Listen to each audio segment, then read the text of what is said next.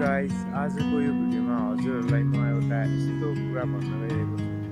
It's called mental drama, अर्थात् हाम्रो माइन्डले गर्ने ड्रामाहरू। र म इलेबोरेट गर्नेछु कि हाम्रो माइन्डले चाहिँ बडीलाई चाहिँ कसरी फरक पार्छ र कसरी कन्ट्रोल गर्छ।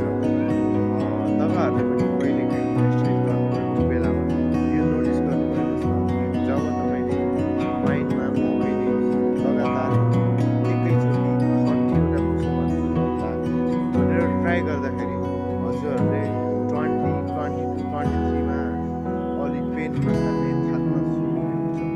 बट तर त्यसैको तपाईँले यदि माइन्डमा 20वटा पुसअप एकचोटि हान्छु भन्नुभयो भने तपाईँ 13, 14देखि नै थाक्नुहुन्छ। यो किन हुन्छ थाहा छ तपाईँहरूलाई? यो भनेको हाम्रो माइन्डलाई चाहिँ हामीले जति लिमिट दियो त्यसले चाहिँ बडीलाई त्यति नै इफोर्ट वा त्यति नै फरक पार्दछ, त्यत्तिकै काम गर्न लाग्दछ।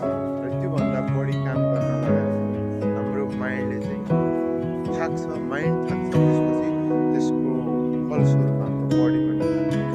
सो यदि हामीले आफ्नो माइन्डलाई बढी